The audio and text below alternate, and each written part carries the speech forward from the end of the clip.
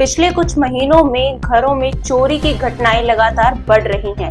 लोगों को बार बार आगाह किया जाता है कि सतर्क रहें, अजनबियों पर भरोसा ना करें, लेकिन इसके बावजूद अपराधी नए नए तरीके अपनाकर शहर में दहशत फैला रहे हैं। इसी कड़ी में गुरुग्राम से आई एक बड़ी खबर। एक ऐसा शातिर चोर जो मकान मालिकों को नशीला पदार्थ पिलाकर बेहोश कर लाखों की चोरी कर रहा था, अब पुलिस की गिरफ्त में है।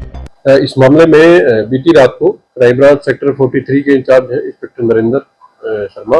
उनके पास एक सीक्रेट सोर्स से इन्फॉर्मेशन थी कि एक नेपाली मूल का नागरिक है जो कि काफी चोरी की वारदात को अंजाम दे चुका है और सेक्टर 53 के एरिया में किसी वारदात को अंजाम देने के लिए घूम रहा है। तो जिस इन्फॉर्मेशन के ऊपर क्राइम ब्रांच की टीम के द्वारा उस एरिया में चेक किया गया तो उनको एक नेपाली व्यक्ति सेक्टर 53 में पार्क जो है देवलाल पार्क है उसके पास में एक नेपाली व्यक्ति दिखाई दिया। तो पुलिस के द्वारा उसको रुकने का इशारा किया गया।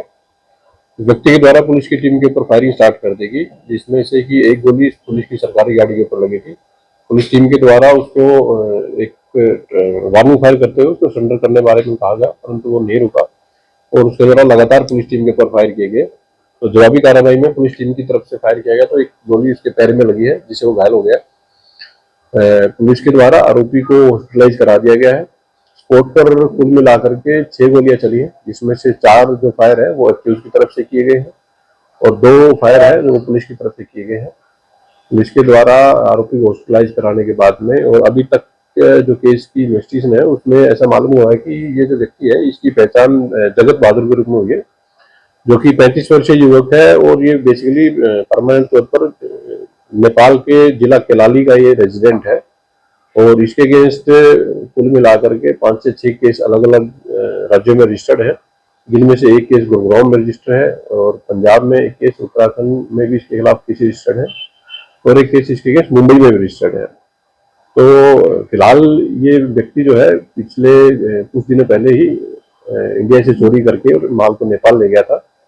वहां नेपाल पुलिस के द्वारा इसको पकड़ लिया गया था। इसकी एक महिला साथी थी तो इन दोनों को ही उनके द्वारा अरेस्ट करके जेल भेज दिया गया था। 9 अगस्त को ही ये जेल से रिहा हुआ था और जेल से रिहा होने के बाद इसने दोबारा से इस तरफ रुक किया और चोरी की वारदात को अंजाम देने से पहले पुलिस ने मुठभेड़ के बाद इसको दबोच लिया। आरोपी से क्या कुछ रिकवर किया गया?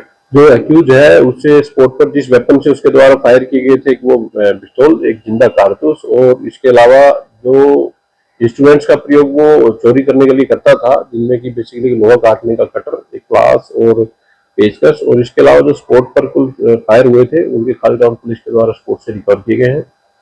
फर्दर एक्यूज को फिलहाल वो अंडर ट्रीटमेंट है, तो ट्रीटमेंट के बाद जैसे ही वो डिस्चार्ज हो जाएगा तो उसको अरेस्ट करके और उसे फर्दर पूछताछ की जाएगी कि उसके द्वारा अन्य किन किन घटनाओं को अंजाम दिया गया। आरोपी चोरी कैसे करता और चोरी के बाद कहाँ फरार हो जाता था? एक्यूज का जो मोडस ऑपरेंडी है वो जो नेपाली मूल के जो भी नागरिक हैं जो कि इंडिया के अलग अलग जगह पर कोठियों में काम करते हैं, तो उनसे वो फेसबुक से संपर्क करता था और हर बार वो अपनी अलग अलग फेसबुक आईडी बनाता था और उनसे संपर्क करने के बाद में उनसे प्लानिंग करके वो घरों में जो भी रेजिडेंट या जो भी मालिक होते थे उनको नशीला पदार्थ पिला करके और उनको बेहोश करके चोरी की वारदात को अंजाम देता था।